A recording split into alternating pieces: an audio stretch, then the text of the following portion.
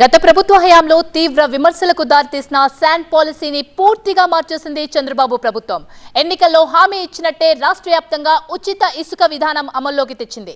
కొత్త ఇసుక విధానానికి తెరలేపడంతో సిక్కోలు జిల్లాలో ఇసుక డిపోల వద్ద సందడి నెలకొంది. ఇసుక స్టాక్ పాయింట్ల వద్ద వాహనాలు క్యూ కట్టాయి. ఎప్పుడెప్పుడా అంటూ రాష్ట్ర ప్రజలు ఎదురు చూస్తోన్న ఉచిత ఇసుక విధానానికి రాష్ట్ర ప్రభుత్వం ఎట్టకేలకు సోమవారం నుంచి తెరలేపింది. కేవలం లోడింగ్, సివరేజ్ ఛార్జీలు మాత్రమే వసూలు చేస్తూ వినియోగదారులకు ఇసుకను అందజేస్తోంది. శ్రీకాకుళం జిల్లాలో 2 ఇసుక డిపోల ద్వారా ఇసుక సరఫరా జరుగుతోంది. టెక్కలి శాండ్ డిపోలో 8,000 మెట్రిక్ టన్నులు, కొత్తూరు మండలం అంగూరు ఇసుక డిపో వద్ద 80,000 మెట్రిక్ టన్నుల ఇసుక అందుబాటులో ఉండగా ప్రస్తుతానికి జిల్లా అంతటికీ ఈ 2 డిపోల నుంచే ఇసుక సరఫరా అవుతోంది. మెట్రిక్ టన్నుకు కేవలం 340 రూపాయలు మాత్రమే వసూలు చేస్తూ జిల్లా ఇసుక కమిటీల ద్వారా ప్రభుత్వం ఇసుకను సరఫరా చేస్తోంది. ఒక మనిషికి రోజుకి 10 టన్నుల ఇసుకకు మాత్రమే అవకాశం కల్పించారు.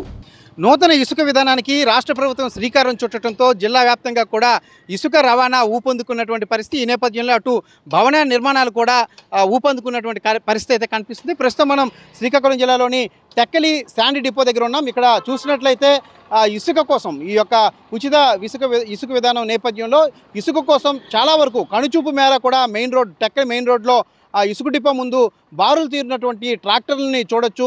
గత నెల రోజులు పైబడి కొత్త ఇసుక విధానం రాకపోవడంతో చాలా వరకు కూడా ఇసుక ఎక్కడ దొరకనటువంటి పరిస్థితి, కొన్ని దగ్గరలో అక్రమ ఇసుక రవాణా మాత్రమే కొనసాగినటువంటి పరిస్థితి. అయితే ఎప్పుడైతే ప్రభుత్వం ఈ యొక్క ఉచిత ఇసుక విధానానికి శ్రీకారం చుట్టిందో ఇప్పుడు ఈరోజు చూసినట్లయితే భారీగా ఈ యొక్క ఇసుకను తీసుకువెళ్లేందుకు ట్రాక్టర్లు, అదేవిధంగా భవన నిర్మాణ యజమానులు కూడా ఈ శాండ్ డిపో దగ్గర క్యూలు కడుతున్నటువంటి పరిస్థితి అయితే కనిపిస్తుంది. ఒక సందడి వాతావరణం అయితే కనిపిస్తుంది.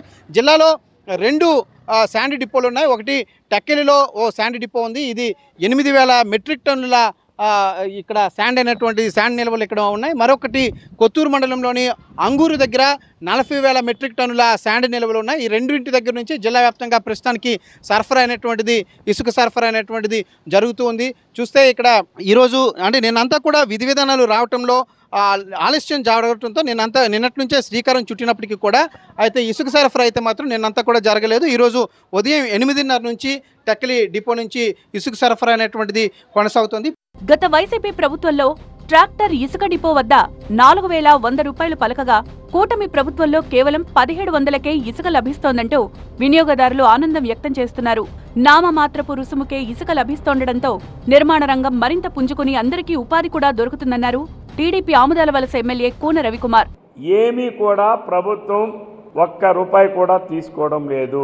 ఉచితం అంటే అదే. ఒక వ్యక్తికి ఒక రోజుకి 20 టన్నులు మాత్రమే అందుబాటులో ఇస్తారు. 20 టన్నులకు మించి ఇవ్వరు ఒక వ్యక్తికి, అంత మాత్రమే ఇస్తారు. ఇది ఈరోజు ఎక్కడైతే మన జిల్లాలో 2 ఉన్నాయి, ఆ 2 దగ్గర కూడా ఈరోజు ప్రారంభించారు. అక్కడ 340 రూపీస్ పర్ టన్ అక్కడ లోడింగ్ ఛార్జెస్ తీసుకొని ఇస్తున్నారు. మరి ఎవరైనా సరే ఇసుక అవసరం ఉందనుకునే వాళ్ళు ట్రాక్టర్లు కావచ్చు, అలాగే 6 టైర్స్ 10 టైర్స్ లారీలు కావచ్చు, అలాగే 12 టైర్స్ లారీలను అయితే ఇప్పుడు అనుమతించరు. అయితే జిల్లా మొత్తానికి 2 ఇసుక డిపోలు ఉండడంతో ట్రాక్టర్ ఇసుక కోసం గంటలు నిరీక్షించాల్సి వస్తోందని ట్రాక్టర్ డ్రైవర్లు ఆవేదన వ్యక్తం చేస్తున్నారు. జాప్యాన్ని సరిచేస్తే మరింత బాగుంటుందంటున్నారు. తెల్లవారు 6 నుండి మరి బళ్ళు ఎక్కువ ఉన్నాయి కదా, బళ్ళు ఎక్కువ చేత తెల్లవారు 6 నుండి ఉన్నాము. పర్లేదు, ఇప్పుడు 3 గంటలకు వచ్చింది సీరియల్. బాగుంది, ప్రస్తుతానికి పర్లేదు. ఫస్ట్ రోజు కాబట్టి కొంచెం ఇబ్బంది పడుతున్నాం, బళ్ళు ఎక్కువ ఉన్నాయి, కొంచెం వెయిటింగ్ ఎక్కువ చేయాల్సి వస్తుంది. ప్రతిరోజు ఉదయం 6 గంటల నుంచి సాయంత్రం 6 గంటల వరకు మాత్రమే శాండ్ డిపోల నుంచి ఇసుక సరఫరా అవుతుంది. అయితే ప్రస్తుతం శాండ్ డిపోల వద్దున్న ఇసుక మరో వారం 10 రోజుల్లో ఖాళీ అయ్యే పరిస్థితి కనిపిస్తోంది.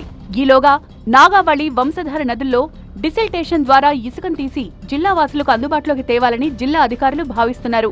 మరోవైపు తృతీయ శ్రేణి నదుల నుంచి గృహావసరాల నిమిత్తం ఇసుకను స్థానిక పంచాయతీ సెక్రటరీల అనుమతితో ఎడ్ల బండి మీద తీసుకుని వెళ్లే వెసులుబాటు కల్పించారు అధికారులు.